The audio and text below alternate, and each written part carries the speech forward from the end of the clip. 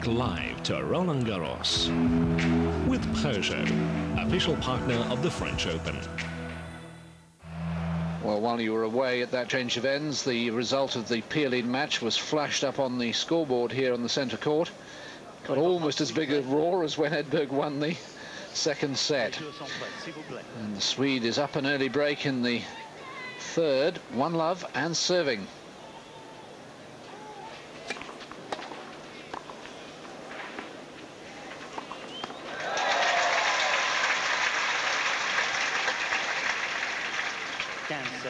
I don't want to take anything away from Edberg, but I'm just wondering if everything's okay with Chang.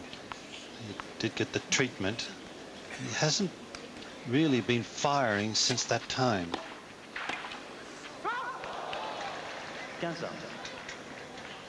But to be fair, this man has been firing rather nicely.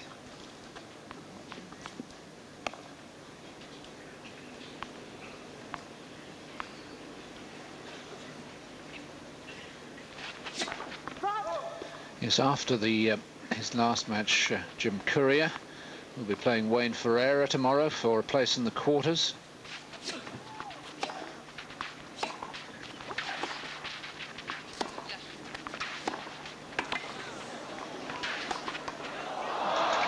After his last match, Chang, when he had obviously been in physical distress at the end, all the American television networks who are covering the tournament here were asking for interviews, and he said, no, I just won't do it because I know what you're going to ask me and I don't want to tell you.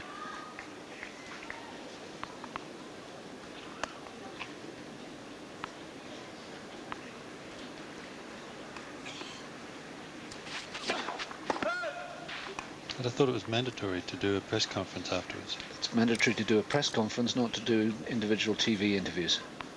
Well, I mean, at a press conference, they can ask you the same questions. And he refused to answer them.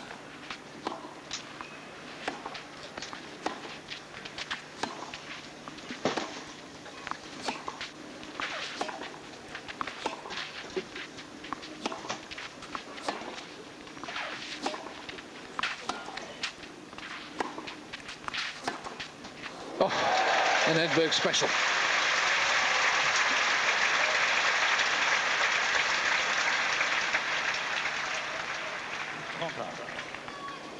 He's primarily playing the slice until eventually he wants to go down the line with a flatter backhand. He doesn't get a lot of topspin. Lots of power though. And today he's had a lot of control. The other thing that's impressed me today is the Edberg surfing. Not a single double fault, and that really has been an Achilles heel of his in recent years. I've probably put the kiss of death on him now. Absolutely.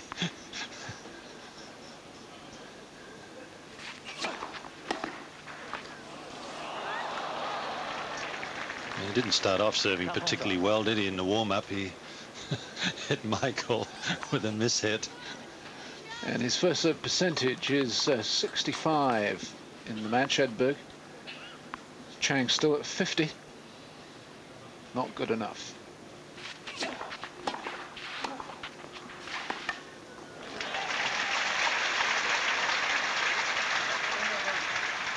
Avantage Edberg.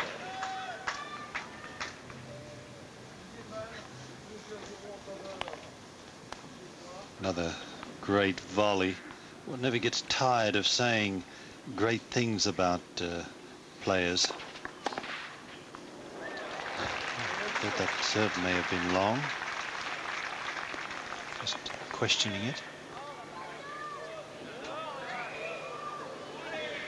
Yeah. Like Morrissey was convinced it was in, it didn't have to come down.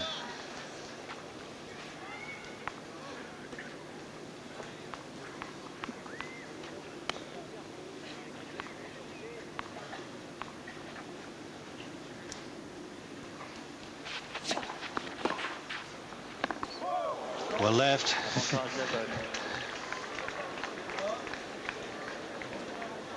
Third point for Edberg to move ahead 2-love, and that's where Chang has let himself down a little bit. He was twice up breaks and conceded them back immediately. Edberg won't do that. Oh, gosh, you know, he very nearly slid into the net and fouled the net there. I don't know if we'll see a replay of that, but he really had to put the brakes on. And of course, if he touched the net before the ball had bounced a second time, in other words, when the ball is still live, the point is still in progress, you lose the point. Now watch him here. That right foot gets perilously close. Yeah, he looked down, didn't he?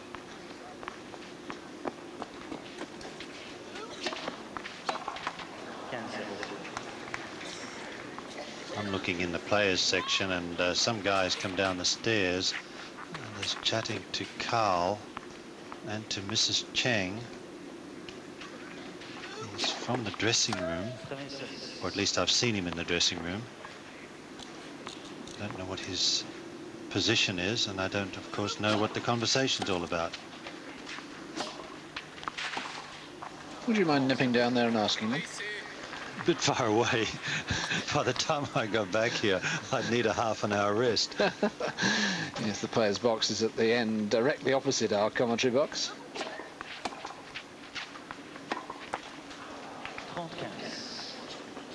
That wasn't a good backhand. I really am concerned about Michael, his well-being.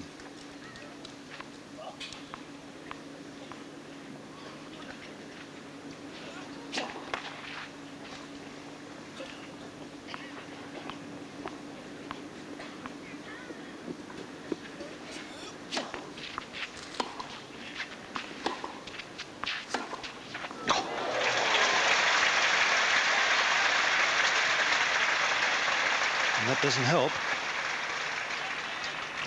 It wasn't that bad a backhand from Chang. What a lovely backhand down the line. He really is hitting that with a great deal of authority.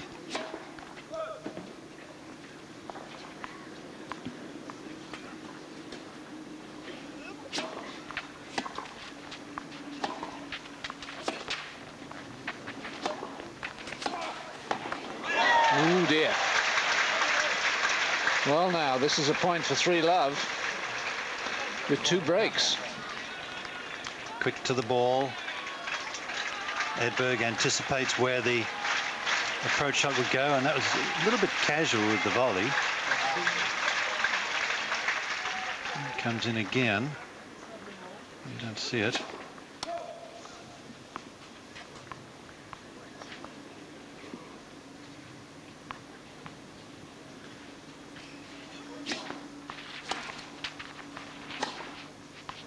That's wide, and Edberg leads 3-love.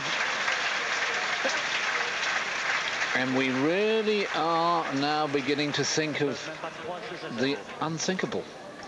I mean, I don't know whether you were with us at the start of the match, but both Bob Hewitt and myself were sort of saying, well, you know, we've heard these things about Michael not being too well in his last match and struggling, and Stefan played so well, and maybe just possibly that gives him a chance, but now it really looks as if he has a real chance. Let's catch up on today's results. Marcelo Rios, superb performance against Peter Korda. Michael Stich at times played the most sublime tennis to beat Mikael Tielström.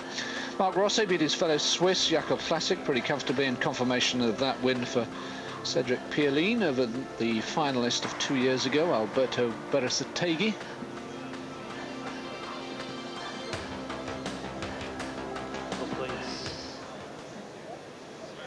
Bring you up to date on what's happening at the moment. Goran Ivanisevic has won the first set 6-4 against Bodan Olirak and is up an immediate break, 1-love in the second.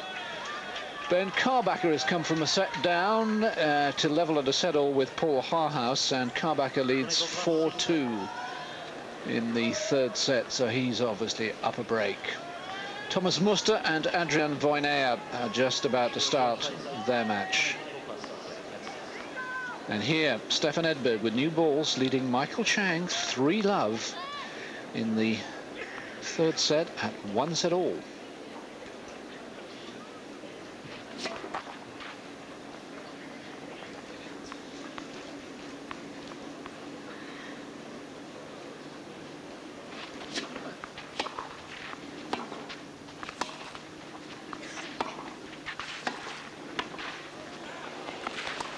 Oh dear. Looking in the players section, Carl is not there anymore. He's gone away momentarily, I'm sure. And this is a bad miss, not something you would expect from Michael Chang. He's not necessarily a good soccer player either. 6 ace from Edberg.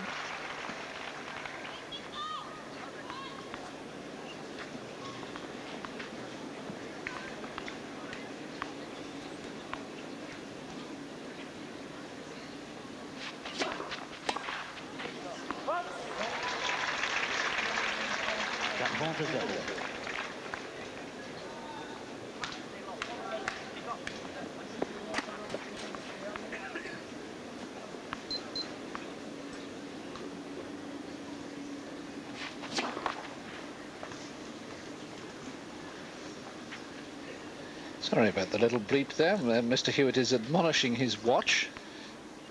It was the coming of 5 o'clock.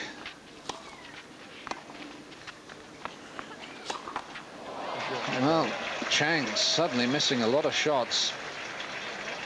And what's happening here? Well, he's going to change his racket. Decided that that's the problem. Well, if he has a problem with the racket or the feel in his own mind with the racket, now's a good time to change. And just hear the buzz as people like us are beginning to think the unthinkable, that Edberg really could win this match.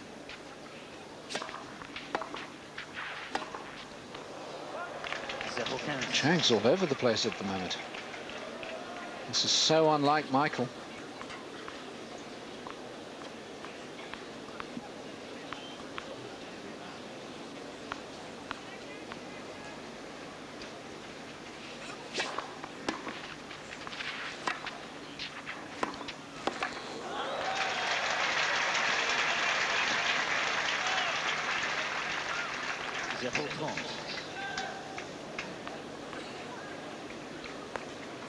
He's coming in on the wrong side. If he wants to come in, he might be advised to come in on the forehand side a little bit more often.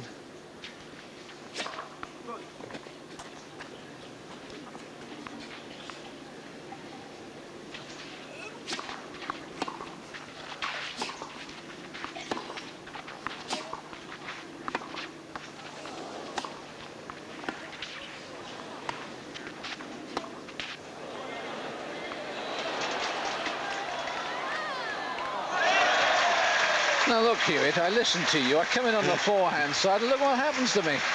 Yeah, it was a fine lob, wasn't it? He set it up nicely with a couple of good backhands.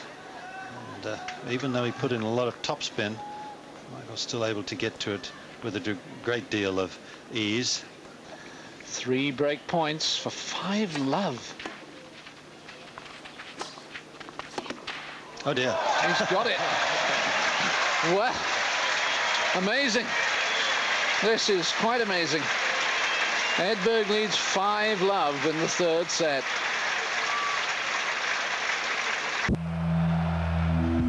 Back live to Roland Garros with Peugeot, official partner of the French Open.